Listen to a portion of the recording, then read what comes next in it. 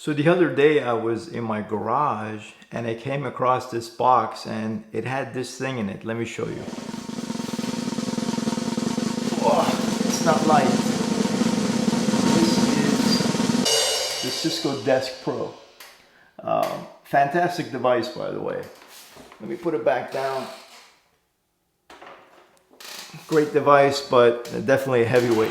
So good thing I don't lift it up all the time. So let me tell you about this device. First of all, when I was at Cisco, I used to use it all the time. I have nothing but good things to say about it. And before I used the Desk Pro, I had a DX80, a DX70, DX650, and even a Cius. I can just hear everyone saying Cius. Yes, so I've had all the different devices back when I was at Cisco. But this was sitting in my garage and I was thinking to myself, well, now with the announcement of Microsoft Teams Room being able to run on Cisco devices, on select devices,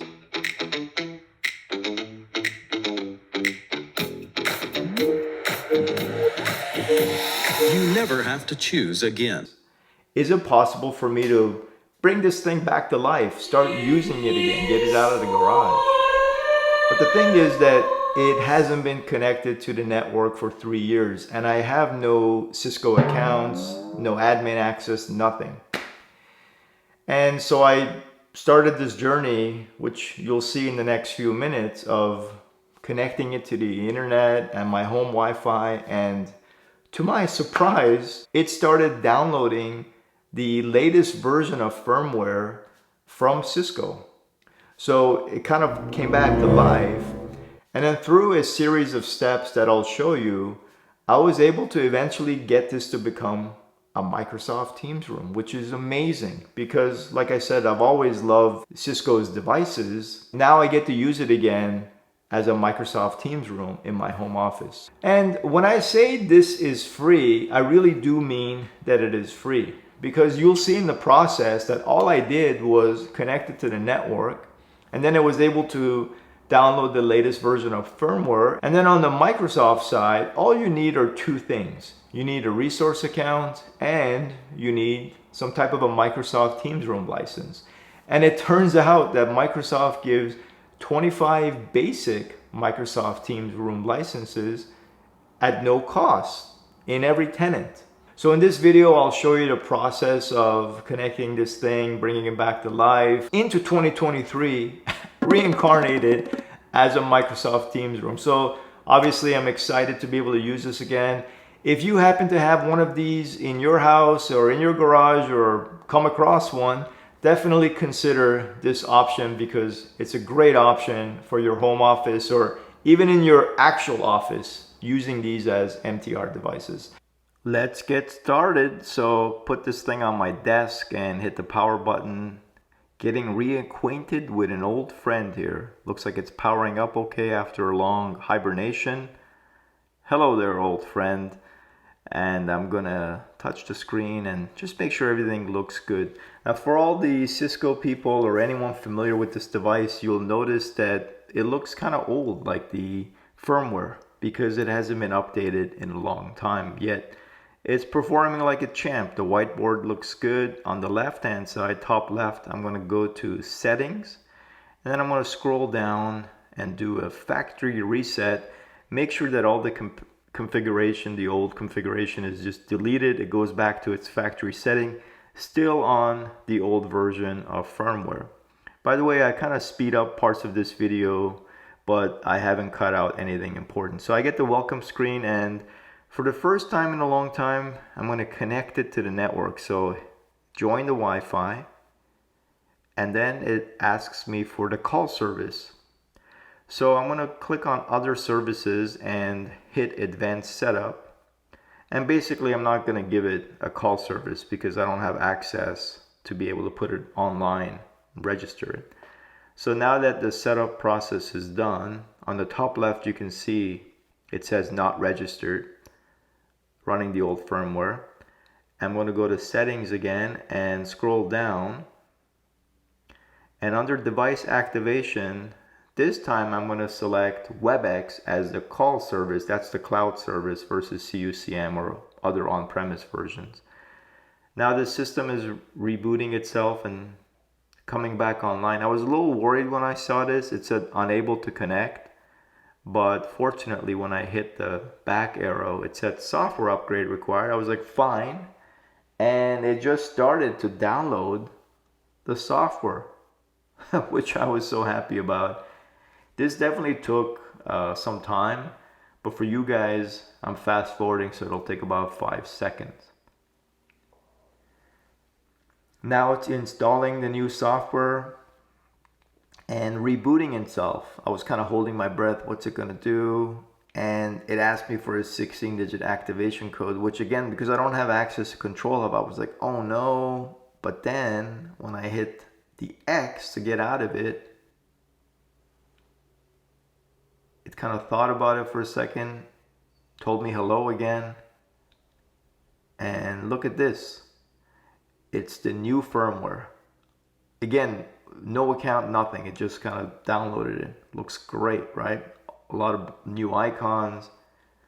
And if you look at the whiteboard compared to the whiteboard that I showed in the beginning, you can see there's many more options, some additional colors, being able to use shapes, which we didn't have several years ago. So everything looks good. I'm going to select all this, delete it, and then delete the whiteboard. Get back into business. So on the top right, you can select device settings, and I'm going to scroll down and do another factory reset. See what happens once we do the factory reset with this new version of firmware. So it's rebooting itself, coming back online, and now I see this welcome purple screen. So factory reset with the new firmware, select English, and again connect it to my Wi-Fi. You can also hardwire these in if you wanted to, and go through the time zone selection, 12-hour format, click next. And this is what I was looking for. This is the money shot right here, right? Because now you can choose between Room OS and Microsoft Teams Room.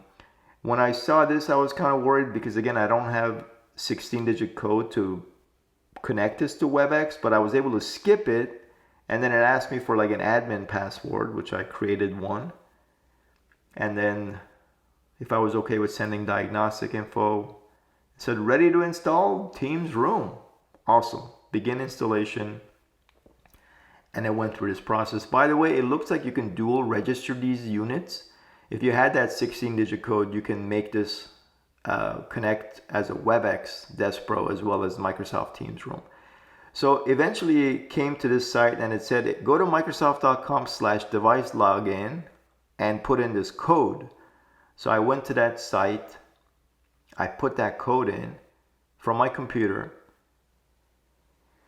and then it said log in to the device, right? Put in your email, but I haven't set up anything. So I went to my 365 admin center, clicked on resources, rooms and equipment, and plus to add a resource. And I created an account for this Desk Pro. I'm going to call it Desk Pro.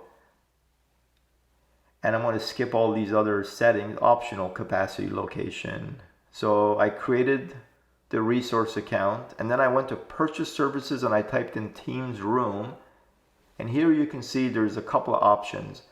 There's the Microsoft Teams Room Basic that's free, and then the Pro on the left hand side for $40. So I'm going to click on free. When you scroll down, it kind of shows you the differences between Basic and Pro, but even better if you go to our guides and go to the Microsoft Teams Room, click on plan on the left, click on licensing, and get the overview. You can see in much more detail the differences between the Pro and the free basic licenses. First of all, you can see that the basic is only good for 25 versus Pro you can buy unlimited. There's differences in features like Teams Phone and Intune and a bunch of other things. Depending on where you are, like if you're joining the meeting, the experience would be different between Pro and Basic. If you're sharing content, your meeting engagement, calling. So I'm not going to go through all of this, but definitely visit this site and decide if you want to get the pro license or if you're good with the basic.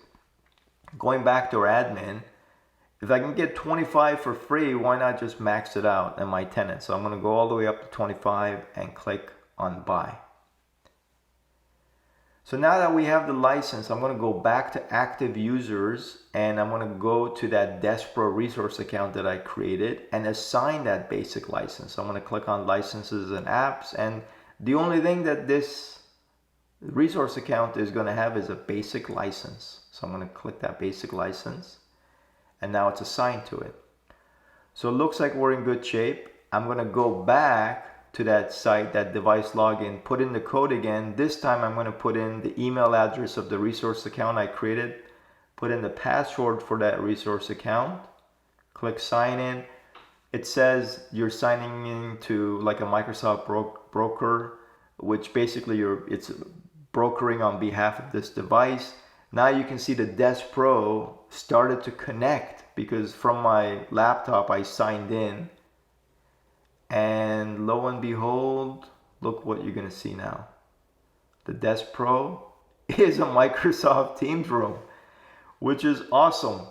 And just to double check, if I click on meeting, I don't have my camera on here, but you can see it joins as a Microsoft Teams room from the Despro. This should look familiar to all the Microsoft people. Let me know how your adventure goes. Give this video a thumbs up, check out my other videos, and thank you as always for tuning in to Collaboration Simplified.